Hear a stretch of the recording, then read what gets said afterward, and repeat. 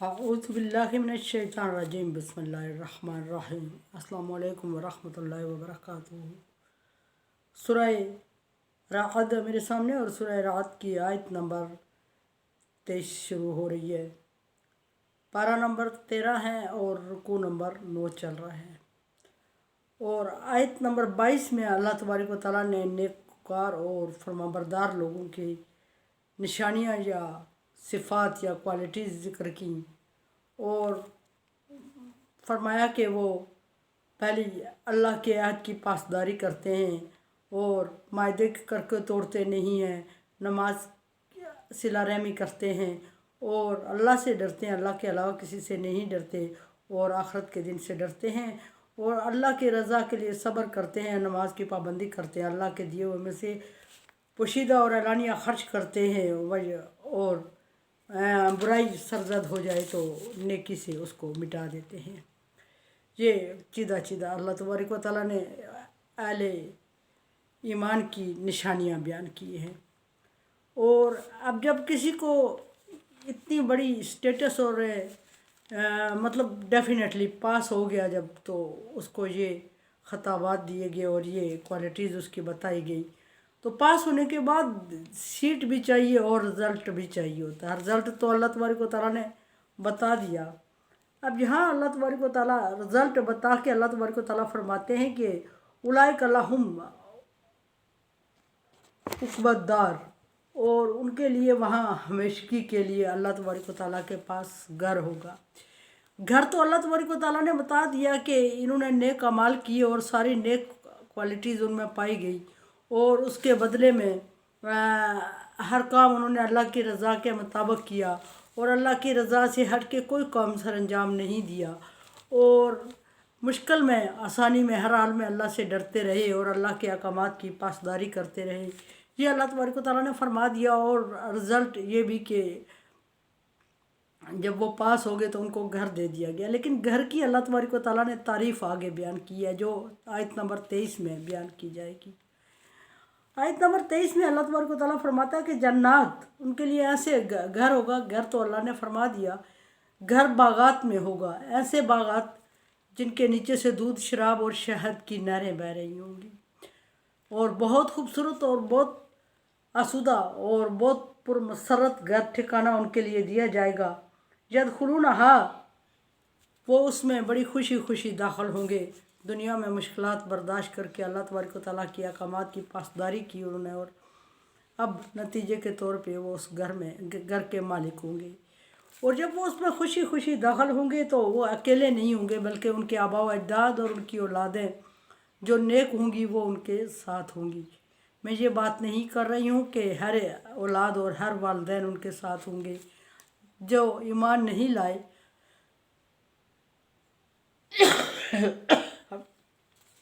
وہ خواہ پیغمبر کی والدین یا پیغمبر کی اولاد ہی کیوں نہ ہو، وہ اس میں داخل ہونے کے حقدار نہیں ہوں گے۔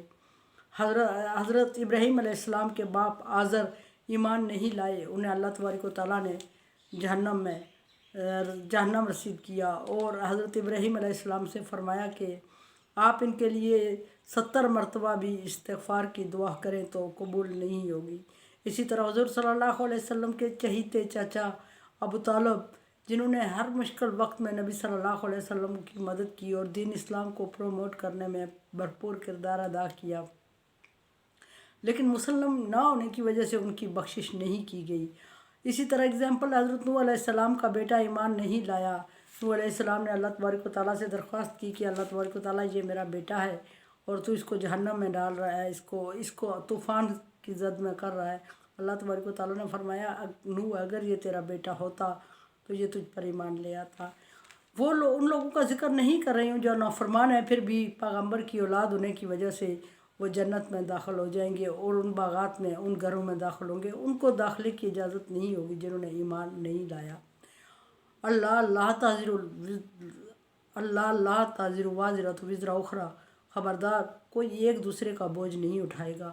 پیغمبر اپنے نافرمان بیٹے کا بوجھ نہیں اٹھائے گا، پیغمبر اپنے نافرمان باپ کا بوجھ نہیں اٹھائے گا، نافرمان چچا کا ذمہ دار نہیں ہوگا۔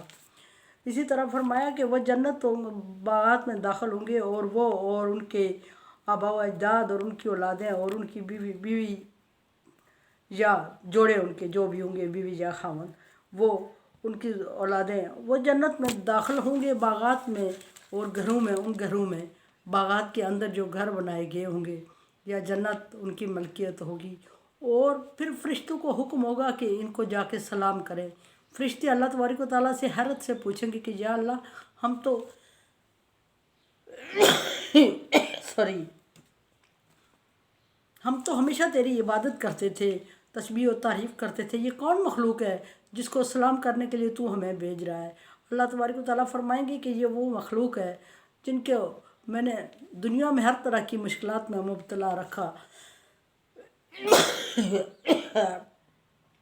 उनकी कोई ख्वाहिश पूरी नहीं हुई और वो चाह रहे थे कि शाहाना ज़िंदगी गुजारें, लेकिन मैंने उनको मुश्किलात में ज़िंदगी गुजारने पर किया।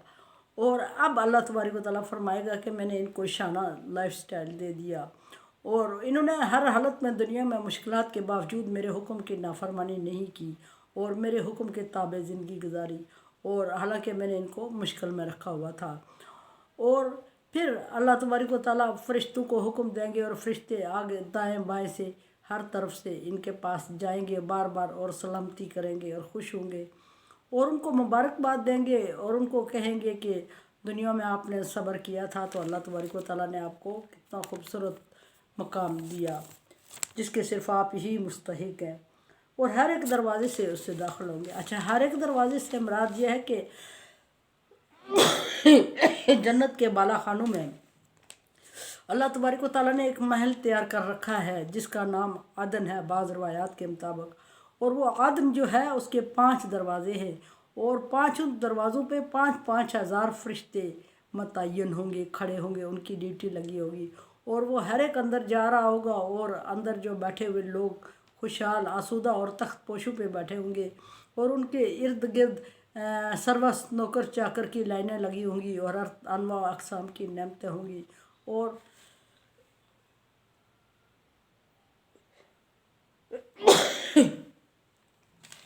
अनवा व अक़साम की नेमतों से लुत्फ़अंदोज़ हो रहे होंगे और ऊपर से फरिश्ते हर दरवाज़े से सलाम करते हुए।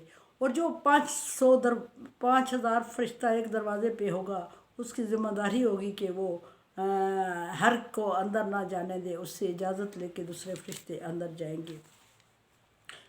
एक रवायत यह है और एक रवायत यह है कि आदन बाग एक बाग का नाम है। मतलब ये कि आदन अगर महल है जन्नत का आखिरी टॉप पे, तो उसमें रहने वाले शहीद, सिद्दीकीन, शुहदा, सालिहीन और अम्बिया इकराम का ठिकाना होगा उसमें, और उसके साथ वो नेक लोग भी होंगे जिन्होंने दुनिया में मुश्किलात बर्दाश्त की है। और दूसरी रवायत में है कि आदन एक बाग का नाम है जन्नत में, एक एरिया है ख़ास जो मखसूस है अम्बिया इकराम, शुहदा, सालिहीन और सिद्दीकीन के लिए है। और उसमें उन लोगों को भी ठिकाना दिया जाएगा जो कि अल्लाह तबारक व तआला के हुक्म के ताबे ज़िंदगी गुजार रहे थे और मुश्किलात के मारे हुए थे, मुश्किलात में थे या किसी महरूमी का शिकार थे, किसी अल्लाह तबारक व तआला ने किसी नेमत से उन्हें महरूम रखा हुआ था और उस पर वो सब्र कर रहे थे। सॉरी और सब्र करने के साथ अल्लाह की नाफरमानी नहीं कर रहे थे, अल्लाह का शुक्र अदा कर रहे थे। तो अल्लाह तबारक व तआला का वादा है, लाइन शकरतुम लाज़िदन्नकुम, अगर शुक्र करोगे तो मैं ज़्यादा दूंगा। सो अल्लाह तबारक व तआला उस वक्त वो अपना वादा पूरा कर रहा होगा और उनको बहुत ज़्यादा इनाम व अकरम से नवाज रहा होगा। और फरमाया कि फरिश्ते हर एक दरवाज़े से जो गेट के मुकर्रर करदा फरिश्ते होंगे उनसे इजाज़त लेके दाखिल होंगे कि अल्लाह तबारक व तआला ने किन लोगों को इन ठिकानों में कर दिया। अम्बिया इकराम, शुहदा, सिद्दीकीन, सालिहीन की बात तो समझ आ रही है। बाकी कौन से लोग हैं जो इसके हकदार हुए? हम हमेशा अल्लाह की इबादत करते रहे और हम इसके हकदार नहीं हैं। उन्हें देखने के लिए शौक़ पैदा होगा।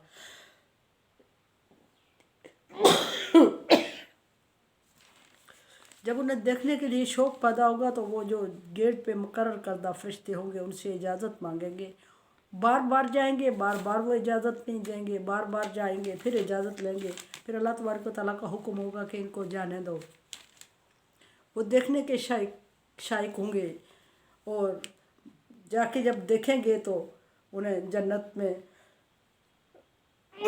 वो तबका नज़र आएगा जो गुर्बत और अफलास में पिसा हुआ, मशक्क़त में ज़िंदगी बसर की हुई और दुनिया की सारी नेमतों से महरूम दुनिया में ज़िंदगी गुजार रहा था और फिर अल्लाह तबारक व तआला का शुक्र अदा कर रहा था और अल्लाह के हुक्म की खिलाफ वर्जी नहीं कर रहा था और नाजायज़ तरीके से दौलत हासिल करने की कोशिश नहीं कर रहा था और स्टेटस को बरकरार रखने के लिए अल्लाह के अहकामात को क्रॉस नहीं कर रहा था।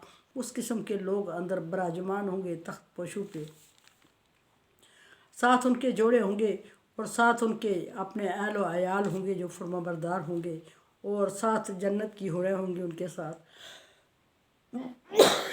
और अच्छे ठिकाने के मालिक होंगे। और फरिश्ते जब उनके पास दाखिल होंगे तो उनको देख के खुश हो जाएंगे और मानेंगे कि वाकई इन्होंने दुनिया में मशक्क़त उठाई है और हमसे ज़्यादा किरदार अदा किया है। फिर फरिश्तों के अल्फाज होंगे उनके लिए ज़ुबान पे आएगा, सलाम अलैकुम बिमा सबरतुम अनीमा उक़बद्दार। और फरिश्ते उनसे कहेंगे कि तुम पर सलामती हो और तुमने दुनिया में मुश्किलात में सब्र किया और सब्र के बदले में अल्लाह तबारक व तआला ने तुम्हें बहुत खूबसूरत और अच्छे घर से नवाजा और इसके हक़दार बिलाशुबा तुम ही हो सकते थे कि तुमने सब्र किया। सारी आज बिल्कुल ही बोला नहीं गया मुझसे और कुछ चीज़ों पे इख्तियार नहीं होता बंदे का। कोशिश तो की है कि बर्दाश्त करूं लेकिन नहीं। मेरे चैनल को सब्सक्राइब कर रहे हैं, thank you so much. Like dislike like मेरे लिए दुआ करें, अल्लाह ला खौफुन अलैहिम वला हुम यहज़नून में कर दे अल्लाह ताला और कोरोना वायरस से बचने के लिए एहतियाती तदाबीर और दुआ करें। दुआ सबसे बड़ी वैक्सीनेशन है। अल्लाह हाफ़िज़।